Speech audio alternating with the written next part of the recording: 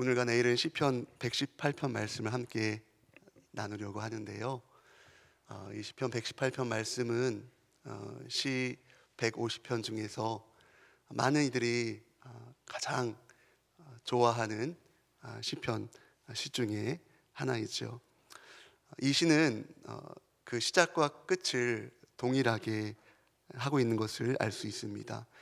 시작인 1절과 또 끝인 29절을 보실까요? 여호와께 감사하라. 그는 선하시며 그의 인자하심이 영원함이로다. 자, 이 시의 첫 마디, 이 시의 마지막 마디 무엇인가요? 여호와께 감사하라. 그렇게 감사해야 할 이유를 이 시인은 뭐라고 이야기하고 있습니까? 그는 선하시며 그의 인자하심이 영원함이로다. 하나님은 선하시기 때문이고 하나님의 인자는 영원하시기 때문에 하나님께 감사하라. 그렇게 이 시의 첫 부분과 끝 부분을 그렇게 마치고 있습니다. 선하다는 말, 우리가 정말 잘 알고 있는 말이죠. 토브라고 하죠. 토브. 또 인자하심이란 말, 헤세드란 말입니다. 이 두 단어는 하나님과 이스라엘과의 관계 속에서 언약적인 그런 단어이죠. 그래서 이 말은 결코 사람이 사용할 수 있는 말은 아닙니다. 하나님만 사용할 수 있는 단어라고 해도 무방을 하죠. 이 두 단어는 하나님께서 당신의 백성, 이 언약을 맺은 백성 이스라엘을 어떻게 대우하시는가를 잘 드러내는 그러한 말입니다. 자, 그래서 시인은 이스라엘에게 이처럼 하나님의 영원한 인자하심을 찬양할 것을 요청합니다. 여러분, 오늘 시편 118편 2절부터 4절까지 말씀을 보시길 바랍니다. 이 부분을 직역하면 이렇습니다. 이스라엘이여, 이제 그의 인자하심이 영원함을 말합시다. 아론의 집이여, 여호와를 경외하는 자들이여, 이제 그의 인자하심이 영원하심을 말합시다. 이게 무슨 말인가요? 이스라엘 공동체 전부가 하나도 빠짐없이 여호와 하나님의 인자하심, 그 인자하심의 영원하심을 송축하자라고 그렇게 시인이 요청하고 있는 것입니다. 사랑하는 여러분, 시인은 동일하게 2025년을 시작하는 우리에게 요청합니다. 여러분, 2025년 한 해 하나님의 선하심과 하나님의 영원한 인자하심, 그 인자하심의 영원함을 송축하시길 주님의 이름으로 간절히 축복합니다. 우리의 삶의 목적이지요. 이 시의 시작과 끝처럼 우리의 삶의 시작과 끝, 하나님의 선하심과 그 영원한 인자하심을 우리는 송축하는 삶을 살아가야 할 것입니다. 이처럼 시인은 하나님의 선하심과 인자하심을 감사 찬양하면서 시를 쭉 써내려가고 있는데요. 그가 이렇게 하나님의 선하심과 인자하심을 찬양할 수 있는 이유를 회중 앞에서 전합니다. 5절을 보실까요? 같이 한번 읽어보겠습니다. 내가 고통 중에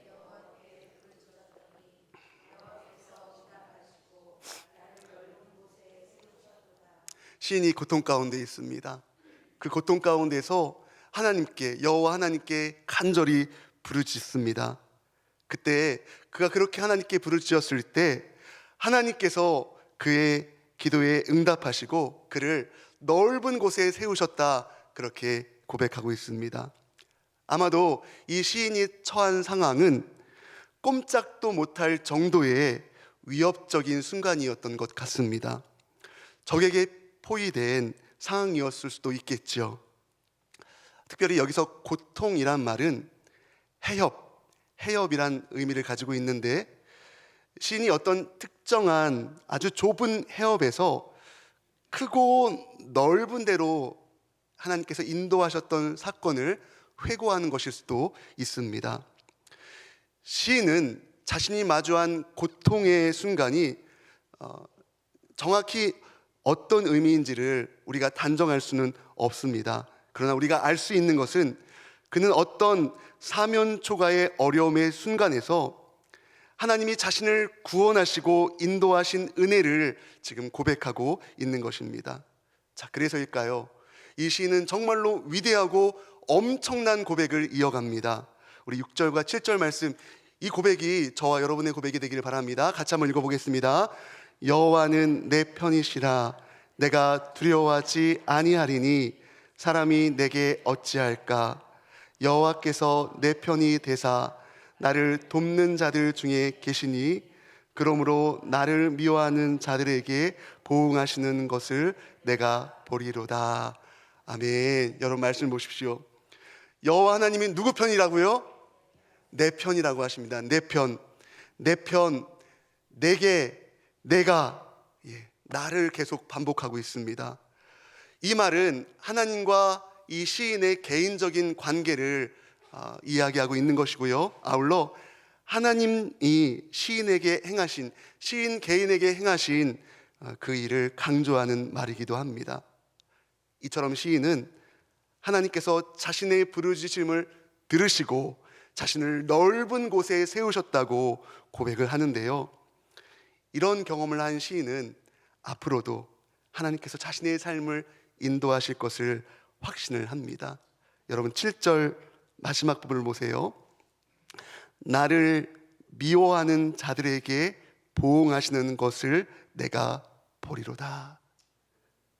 하나님 편에 선 자신을 미워하는 자들의 퇴락을 보게 될 것이고, 하나님 편에 선 자신을 미워하는 자들 속에서 승리를 보게 될 것을 시인은 확신하고 있는 것입니다.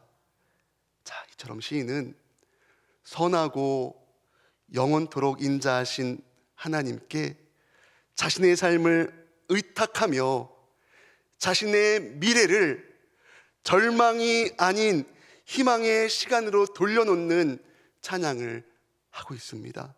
여러분, 이게 참 중요합니다.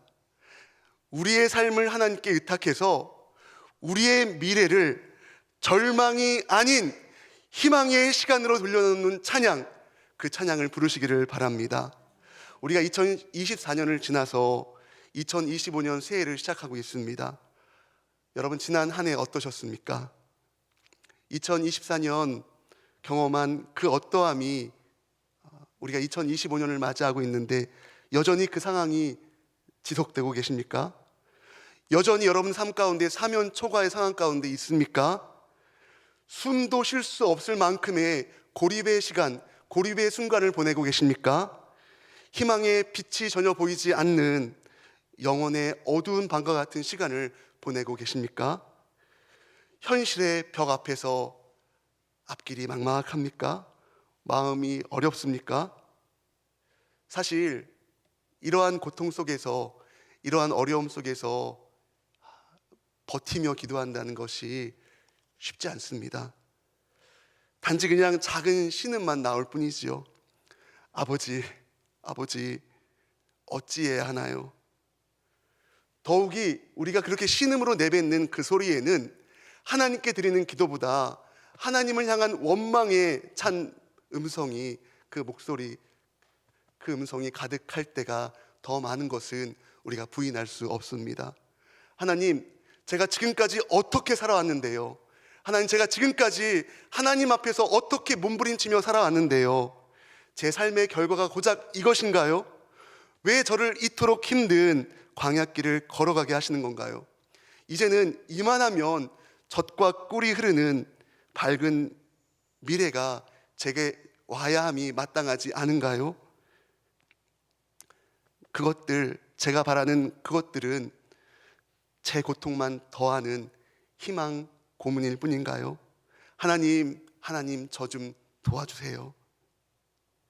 이런 한숨, 또 이런 고백만 나오는 것이 사실이죠. 자, 그런데 여러분, 하나님이 여러분들에게, 하나님은 여러분이 하나님께 올려드리는 이 원망에 찬 부르짖음도 하나님은 들으신다는 사실을 여러분 기억하시기를 바랍니다. 그래서 중요한 것은요, 고통 중에 외치는 하나님을 향한 여러분의 부르짖음입니다. 원망도 괜찮습니다. 삶의 하소연도 한탄도 괜찮습니다. 하나님을 향해서라면 말입니다. 하나님 안에서라면 말입니다. 시편 62편 8절 말씀이죠. 백성들아, 시시로 그를 의지하고 그의 앞에 마음을 토하라. 하나님은 우리의 피난처시로다. 피난처이신 하나님 앞에 우리의 마음을 솔직하게 토하는 것입니다. 그냥 그 모습 그대로, 그냥 있는 모습 그대로 선하고 인자하신 하나님께 나아가는 것입니다. 선하고 영원히 인자가 풍성하신 하나님 편에 서는 것입니다. 이것이, 이 모습이, 이렇게 하나님께 나아가는 것이 여러분의 미래를 절망이 아닌 희망의 시간으로 돌려놓는 하나님을 향한 찬양의 시작의 부분이라는 것을 여러분들 반드시 기억하시기를 바랍니다. 2025년 우리가 시작하면서 하나님께 올려드리는 이 특별 새벽 기도회가 저 여러분에게 이런 분기점이 되는 시간 되길 주님의 이름으로 간절히 축복합니다. 여러분 절망의 시간 가운데 있었습니까? 그렇다면 이 특별 새벽 기도회를 통해서 그 절망이 희망으로 변하는 그러한 분기점이 되길 주님의 이름으로 간절히 축복합니다. 여러분 8절과 9절 말씀을 보세요. 여호와께 피하는 것이 사람을 신뢰하는 것보다 나으며 여호와께 피하는 것이 고관들을 신뢰하는 것보다 낫도다. 다시 말씀드리지만 중요한 것은 힘들면 힘든 대로, 어려우면 어려운 대로, 원망이 되면 원망이 되는 대로 뒤로 물러나지 마시길 바랍니다. 세상으로 도망가지 마시길 바랍니다. 세상 것들에 자신을 파묻지 마시고 선하고 인자하신 피난처이신 여호와 하나님께 피하는 겁니다. 하나님 편에 서는 겁니다. 이 복되고 귀한 시간, 하나님께 피함으로 절망의 시간을 희망의 시간으로 돌려놓는 하나님을 향한 찬양이 여러분들의 삶 가운데 시작되길 바랍니다. 이처럼 하나님께 피하는 것이 우리가 하나님께 나아가는 소극적인 하나의 신앙적 방법이라 말할 수 있다면, 하나님 편에 서서 행하는 아주 적극적이고도 공격적인 신앙의 모습 또한 시인이 이야기를 하고 있습니다. 여러분 10절부터 12절까지의 말씀을 보세요. 반복되는 말이 있습니다. 어떤 말이죠? 내가 여호와의 이름으로 그들을 끊으리로다. 자, 그리고 13절 말씀 보실까요? 13절은 같이 한번 읽어보겠습니다. 시작. 너는 나를 밀쳐 넘어뜨리려 하였으나 여호와께서는 나를 도우셨도다. 아멘. 시인은 하나님의 도우심을 확실히 믿었습니다. 그래서 그는 여호와 하나님의 이름을 의지했습니다. 이 여호와의 이름은 여호와 하나님의 구원을 위한 임재를 상징합니다. 하나님의 임재를 상징을 한다는 거죠. 여호와의 이름을, 원수를, 또 악인을, 자신을 둘러싼 벌들처럼 자신을 둘러싼 그 악인을 끊었다는 것은 이 시인이 하나님이 함께 하심을 의지했다는 거죠. 자, 아울러 여호와의 이름은 문 나라들의 적들을 공격하는 무기를 상징하기도 합니다. 자신을 둘러싼 사면초가의 상황에서 감정마저, 그 영혼마저 감당할 수 없는, 몸마저 부대끼는 그 상황에서, 그런 심각한 고난의 현장에서 시인은 여호와의 이름을 붙들고 여호와 이름, 여호와 하나님의 임재하심을 의지함으로 싸우겠다는 것입니다. 여러분 찬양 잘 아시잖아요. 주를 찬양, 손을 들고 찬양. 전쟁은 누구에게? 하나님께 속할 것이니. 우리가 직면한 문제의 해결이 하나님께 있다는 것을 인정하겠다는 겁니다. 물리적인 싸움이 아니라 여호와의 이름을 의지하면서 오늘을 진실하게, 성실하게, 신실하게, 진실하게, 묵묵하게 끝까지 믿음의 경주를 해 나가겠다는 겁니다. 눈에 보이지 않아도, 당장의 효과가 나타나지 않아도 사람을 의지하지 않고 하나님 편에 서겠다는 겁니다. 내 편이신 선하고 영원토록 인자하신 여호와 하나님의 이름을 아주 적극적으로 신뢰하겠다는 겁니다. 여러분 찬양하는 거 참 좋아하시지요? 우리 평안교회 성도님들은 다 찬양 좋아하실 거예요. 여러분들 평생의 찬양이 있으실 것입니다. 가장 좋아하는 찬양이죠. 그 찬양만 부르면 그 찬양을 처음 부를 때의 장소, 그 찬양을 부를 때의 분위기, 하나님이 함께했던 은혜가 기억나는 찬양, 여러분들이 한 곡 이상 다 있으실 겁니다. 자, 이처럼 여러분이 2024년을 지나오면서 여러분의 신앙 고백으로 2024년 하나님께 올려드렸던, 여러분 좋아했던 찬양이 분명 있을 것입니다. 제가 개인적인 이야기를 해서 참 죄송한데요, 2024년 한 해 제가 가장 많이 들었고 또 불렀던 찬양이 두 곡이 있습니다. 한 곡은 오늘 소개를 할 거고요, 두 번째 곡은 내일 소개하겠습니다. 이 찬양들을 부르면서 이 찬양의 가사를 붙들고 한 해를 살아왔다고 해도 과언은 아닐 것 같습니다. 자, 그 중에 한 곡이 우리 예전에 인도 사역자들이 저희 교회 방문해서 특송으로 불렀던 찬양이 있죠. 전에도 소개했던 적이 있죠. Goodness of God, 하나님의 선하심이란 찬양이죠. 정말 이 찬양 많이 불렀던 것 같습니다. 아침에 일어나서 이 찬양 틀어놓고 하루를 시작했고, 교회에 와서 이 찬양 틀어놓고 업무를 시작했고, 잠자기 전에도 이 찬양 틀어놓고 그렇게 이 찬양을 많이 불렀습니다. 그렇게 힘든 순간을 지나왔고, 지금도 여전히 이 찬양을 부르며 제게 맡겨진 삶을 살아나가고 있습니다. 이 찬양의 가사가 이렇습니다. 주님, 저는 당신을 사랑합니다. 당신의 자비는 결코 나를 실망시키지 않습니다. 내 모든 날 동안 나는 당신의 손안에 있었습니다. 내가 눈을 뜨는 순간부터 내 머리를 내릴 때까지 나는 하나님의 선하심을 노래할 것입니다. 내 평생 동안 당신은 신실하셨습니다. 내 평생 동안 당신은 정말 정말 좋으셨습니다. 내가 쉴 수 있는 모든 숨으로 나의 하나님의 선하심을 노래할 것입니다. 나는 당신의 목소리를 사랑합니다. 당신은 나를 불 속에서 이끌어 주셨습니다. 어두운 밤에 그 누구보다도 가깝습니다. 나는 당신을 아버지로 알았습니다. 나는 당신을 친구로 알았습니다. 그리고 나는 하나님의 선하심 속에서 살았습니다. 내 평생 동안 당신은 신실하셨습니다. 내 평생 동안 당신은 정말 정말 좋으셨습니다. 내가 쉴 수 있는 모든 숨으로 나의 하나님의 선하심을 노래할 것입니다. 당신의 선하심이 나를 따라오고 있습니다. 나를 따라오고 있습니다. 당신의 선하심이 나를 따라오고 있습니다. 나를 따라오고 있습니다. 내 삶을 내려놓고 나는 지금 항복합니다. 주님, 나는 당신에게 모든 것을 드립니다.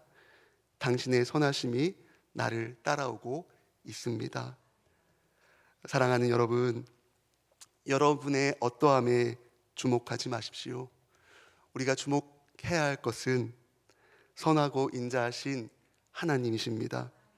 얼마나 좋으신 하나님이십니까? 여러분, 여러분의 있는 모습 그대로 선하신 하나님, 인자하신 여호와 하나님께 피하십시오. 사람에게 피하지 마시고 여호와 하나님께 피하십시오.